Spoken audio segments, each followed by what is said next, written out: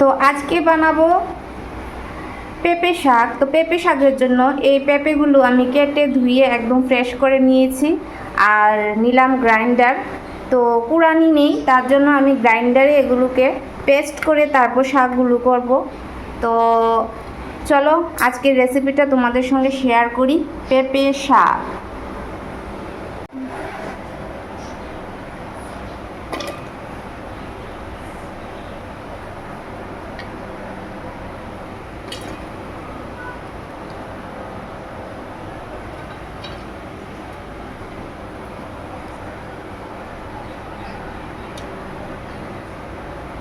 তো একবারে পেস্ট করব না, তো অল্প কিছু নিয়ে নিলাম পেঁপে, তারপর এখন গ্রাইন্ড করে নেব পেঁপেগুলোকে।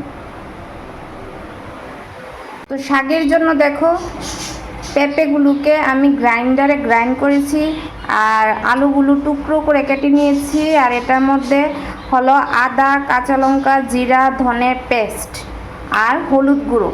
ঠিক আছে, তো এখন আমি বসিয়ে দেব। প্রথমে আমি পেঁপেটাকে একটু এটাকে একটু ভাজবো, তারপর নামিয়ে নেব, যাতে পেঁপেটার মধ্যে যে একটা গন্ধ থাকে ওই গন্ধটা যেন না থাকে। ঠিক আছে, তো চলো কড়াইটা বসিয়ে দিই, তারপর আবার কথা বলছি। তো কড়াইটা আমার হিট হয়ে গেছে একদম। কড়াইটার মধ্যে আমি ডিমের ঝোল করেছিলাম, তার জন্য কড়াইটা তেল তেলে হয়ে আছে, জল দিয়ে শুধু ধুয়েছি।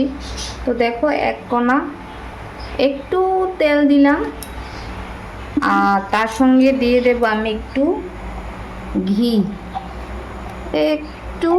একটু চামচ, দেখো একটু পরিমাণ ঘি অ্যাড করে দিলাম আমি তেলটার সঙ্গে।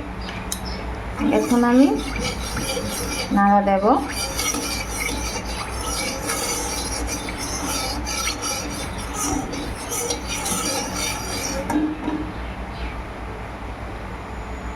তো এখন আমি দিয়ে দেব পেঁপেগুলো, এই যে পেঁপেগুলো। তো এখন দিয়ে দেব আমি পেঁপেগুলো।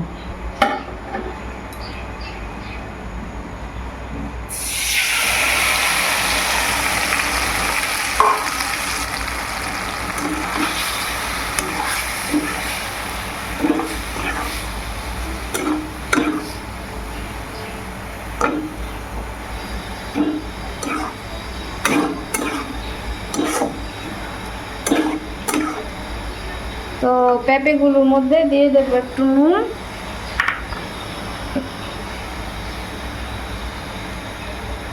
নুন,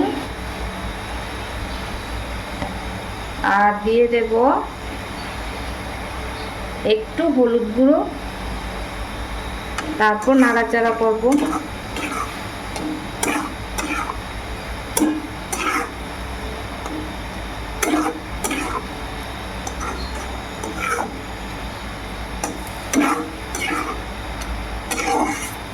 দেখো নাড়াচাড়া করে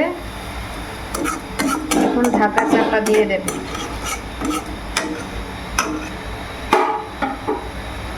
ঢাকা চাপা দিয়ে দেব 5 মিনিটের জন্য। তো দেখো ঢাকা চাপাটা খুলে দেওয়ার পর এই রকম হলো, পেঁপেটার জলগুলো সব শুকিয়ে গেছে, পেঁপেগুলোর মধ্যে যে জলটা ছিল শুকিয়ে গেছে। এখন একটু নাড়াচাড়া করব 2 মিনিটের মতো, তারপর নামিয়ে নেব পেঁপেগুলোকে।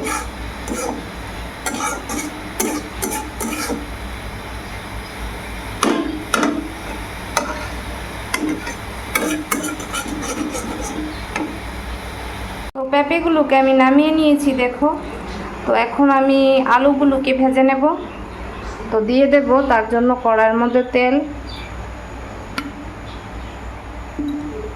তেলটাকে গরম করব।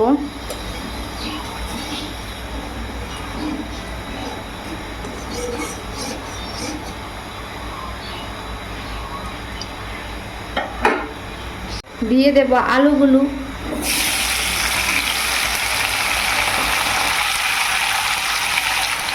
নুন, হলুদ, নাড়াচাড়া করব ভালো করে নাড়াচাড়া করে ঢাকা চাপা দিয়ে দেব।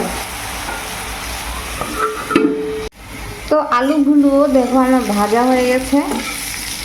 তো আলুগুলো ফ্রাই করা হয়ে গেছে, এখন নামিয়ে নেব, তারপর দিয়ে দেব ফোড়ন।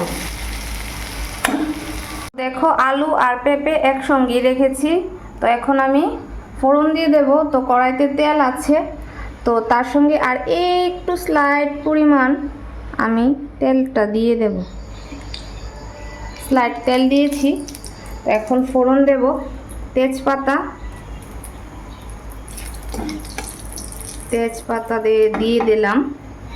দিয়ে দিলাম দুটো শুকনো লঙ্কা। তো শুকনো লঙ্কাটাকে ভালো করে ফ্রাই করব।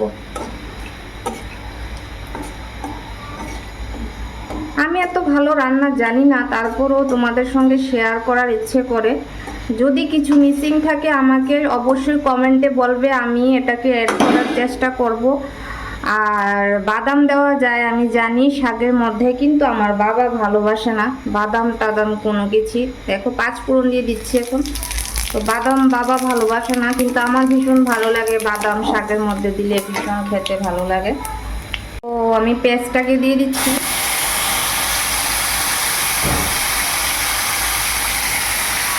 তো পেঁয়াজটাকে দিয়ে নাড়াচাড়া করব। জানি না কেমন জানি হয় খেতে। এখন দিয়ে দেব শাক। তো এখন দিয়ে দেব আমি শাক আর আলুগুলো দিয়ে তারপর ফ্রাই করব একসঙ্গে।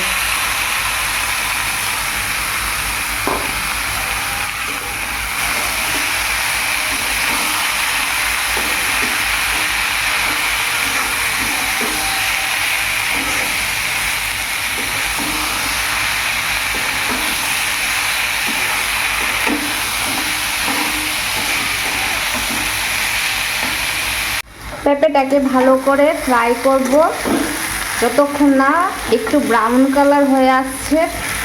নাড়তেই থাকবো, একটু পর পর নাড়া দেব। তো দেখো তারপর ফাইনাল লুকটা তোমাদেরকে দেখাবো, শেয়ার করব। আর এন্ডে একটু গরম মশলা ছিটিয়ে দেব ফ্লেভারের জন্য। দেখো পেঁপেটা ফ্রাই হয়ে গেছে, আর একটু ফ্রাই করব। আমি এখানে ঝালটা কম দিয়েছি, তোমরা চাইলে আরও একটু বেশি দিতে পারো। আমি শুধু কাঁচা লঙ্কা দিয়েছি, তোমরা চাইলে একটু গুঁড়ো লঙ্কাও দিতে পারো, একটু কালারও আসবে আর একটু ঝাল ঝালও হবে। আর এখানে দিয়ে দিলাম এখন একটু স্লাইট গরম মশলা। আমার শাকটা অলমোস্ট রেডি, ডান। জানি না কীরকম হয়েছে, আর যদি কিছু মিসিং থাকে তোমরা অবশ্যই আমাকে কমেন্টে জানাবে যে দিদি ভাই তোমার শাকটার মধ্যে এটা মিসিং ছিল, এটা দিলে আর একটু ভালো হতো। তো জানি বাদামটা মিসিং আছে, বাদামটা বাবা ভালোবাসে না, তার জন্য আমি দিতে পারিনি, স্কিপ করে ফেলেছি। বাট বাদামটা দিলে না আর একটু দারুণ হতো শাকটা, বাট কী করব। আর ঝালটা আমার ছেলের জন্য একটু কম দিয়েছি, বাট তোমরা চাইলে আর একটু ঝাল বাড়াতে পারো।